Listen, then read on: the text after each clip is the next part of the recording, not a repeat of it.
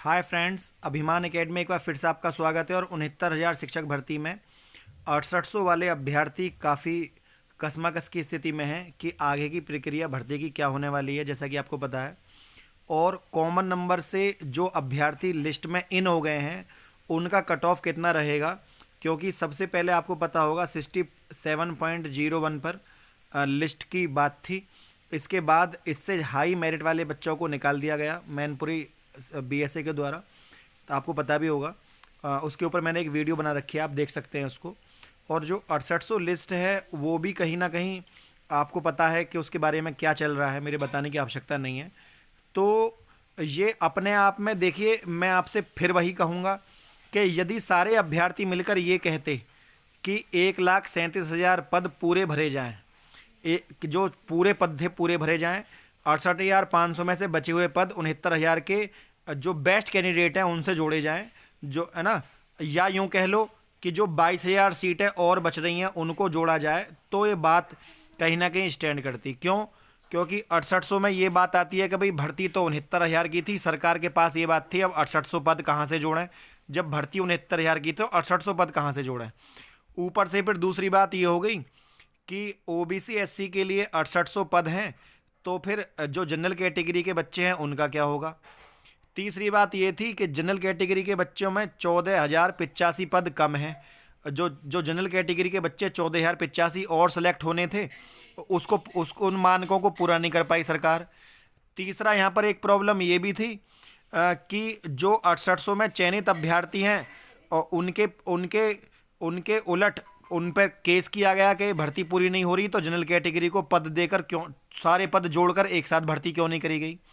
उधर सरकार ये कह रही है कि हम 6800 पदों को भरना चाहते हैं और सॉरी हम 6800 पदों को भरना चाहते हैं, लेकिन जीओ में ये कह रखा है, पहले जो उससे पहले भर्ती का आदेश आया है कि 69,000 में पदों को बढ़ाया नहीं जा सकता, भर्ती पूरी हो चुकी है।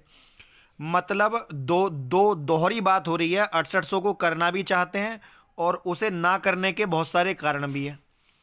दूसरा, कॉमन नंबर वाले अभ्यर्थी कोर्ट के माध्यम से इन हो गए, इनको कोई निकाल नहीं पाएगा। ये बात पक्की है कि जिन अभ्यर्थियों को जिनका एक नंबर बढ़ने से मेरिट सूची में नंबर आ रहा है, उनको कोई लिस्ट से निकाल नहीं पाएगा। ये बात कंफर्म हो गई, तो इनकी सीट तो हो गई पक्की। एक कॉमन नंबर से मतलब ये नहीं है कि कॉमन नंबर से मतलब है जिनका एक क्वेश्चन गलत था और वो उस क्वेश्चन पर उनको नंबर नहीं मिला, ऐसे जितने भी अभ्यर्थी हैं उनको यहाँ पर नौकरी दी जाएगी। स्पेशली जिन अभ्यर्थियों ने याचिका डाली थी, है ना। अच्छा, अब यहाँ पर एक बात और उठती है, इसमें भी दो बात हो गई। इसमें दूसरी बात ये उठती है कि भाई जिन्होंने याचिका नहीं डाली उनका क्या होगा? क्या हर आदमी को अपना न्याय लेने के लिए कोर्ट जाना होगा? तो क्या इससे कोर्ट का समय खराब नहीं होगा? या तो एक कॉमन नंबर सभी अभ्यर्थियों को दिया जाता, क्योंकि हर अभ्यर्थी वहां पर जाकर याचिका डालेगा तो कितनी याचिकाएं डलेंगी, तो कोर्ट तो फिर इसी काम में लगी रहेगी। तो क्योंकि फिर जो याचिका छूट जाएंगे फिर वो जाएंगे। तो ये जो है निर्णय सोच समझकर सरकार को भी और न्यायपालिका को भी देना चाहिए, ताकि एक ही निर्णय आगे आने वाली पीढ़ी तक के लिए, आगे आने वाले अभ्यर्थियों के लिए एक आधार बन जाए। ये नहीं है कि हर अभ्यर्थी बार बार कोर्ट जाए।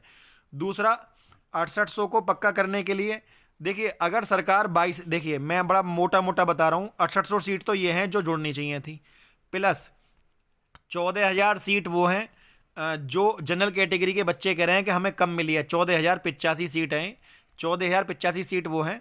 6800 सीट ओबीसी एससी की, जनरल कैटेगरी की 14,085 सीट, प्लस 1,000 बच्चे वो हैं जो कॉमन नंबर से इन हो रहे हैं, प्लस 153 शिक्षा मित्र हैं जो अभी और उसमें आने हैं, जो शिक्षा मित्र लिखना भूल गए थे, लगभग 183 के समथिंग होंगे। तो ये जो है मतलब 200 से कम ही है। तो ये सारे मिलाकर अगर मैं इनको जोड़ भी दूं तो आप देखेंगे लगभग, मैं पहले भी बता चुका हूं कई बार, 22,085 बैठते हैं। तो मेरा मानना यही है कि अगर सरकार यहाँ पर 22,000 सीटें जोड़ देती तो सारा मैटर ही खत्म हो जाता। और ये अभ्यर्थी जो अपने अपने हित के, देखिए क्या हुआ, ओबीसी एससी वाले अभ्यर्थी अपने हित के लिए 6800 पर जोर लगा रहे हैं, और स्पेशली वो बच्चे जोर लगा रहे हैं जिनके 0.1 और 0.2 या 0.3 कम है। अगर जैसे कि सपोज करिए किसी बच्चे का गुणांक 64 है या 63 है या 62 है, वो अभ्यर्थी इसमें ज़्यादा इंटरेस्ट नहीं ले रहा 6800 में, क्योंकि उसको पता है 6800 सीट जुड़ने के बाद भी उसका नंबर यहाँ नहीं आने वाला। ठीक। अब यहाँ पर बात हो जाती है कि जो जनरल कैटेगरी का बच्चा है वो क्या करे। तो देखिए, ये या दो बात हैं, या तो 90-97 कट ऑफ पर जो सीटें बच रही हैं, क्योंकि कोरोना का समय चल रहा है, सरकार बचे हुए पदों को, जो हमारे सुपर टेट पास अभ्यर्थी हैं, उनसे आने वाली भर्ती को उनसे पूरा करे। शिक्षकों की कमी है। दूसरा ये है कि सरकार जो हमारी कोर्ट का आदेश है, मैं अपने पास से नहीं करा, जो कोर्ट का आदेश है 1,37,000 पदों को भरने का 2 भर्तियों में, तो सरकार उस वादे को पूरा करे और 1,37,000 पदों को 2 भर्तियों में पूरा भरे। अब उसके और वो भरेंगी कैसे, जब तक सरकार पूरी बची हुई पिछली साल की पिछली भर्ती की जो बची हुई सीटें हैं, सॉरी, पिछली भर्ती की जो बची हुई सीटें हैं 22,000, सरकार उनको नहीं जोड़ती तो ये सीटें पूरी नहीं भरेंगी यहाँ पर। तो ये अपने आप में बड़ी बात है कि सरकार 22,000 सीट जोड़कर ओबीसी, एससी, जनरल कैटेगरी के अभ्यर्थी जो आपस में झगड़ रहे हैं, वो सारा मैटर ही खत्म हो जाएगा और सबको यहाँ पर नौकरी मिल जाएगी। लेकिन इस बाबत में कोई भी आदमी अपनी लड़ाई लड़ने के लिए, पहले कुछ हमारे भाइयों ने मेहनत भी करी इसके लिए, व्हाट्सएप ग्रुप के माध्यम से भी ग्रुप बनाया, आपको पता भी होगा, और सरकार ने वहाँ भी हमारा केस जो है, खुद मैंने स्वयं भी अपने नाम से केस किया था, केस को डिस्पोज करा दिया गया जब जस्टिस यू ललित जी थे, आपको पता भी होगा।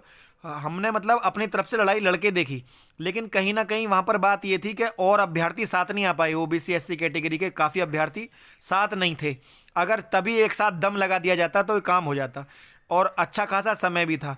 अब ये लड़ाई जो है दोबारा मिलकर सबको लड़नी पड़ेगी अगर नौकरी चाहिए, वरना तो आराम से आप घर बैठकर ऐसे ही वीडियो देखते रहो कि क्या होने वाला है, और कुछ होने वाला है नहीं। आप देखना, जो केस पड़े हुए हैं उनको भी एक एक करके ख़त्म किया जा रहा है, ताकि 69,000 शिक्षक भर्ती को साफ सुथरा बताकर एक नई भर्ती निकाली जा सके, और जो 22,000 सीटें हैं वो अगली भर्ती में जोड़ी जाएं इसमें। जबकि जो आपको 1,37,000 जो भानुमति वाला केस है, उसके हिसाब से इनको पूरा भरना था, है ना, इनके हिसाब वो पूरा भरना था, और ये इन सीटों को पूरा भरा भी नहीं गया है।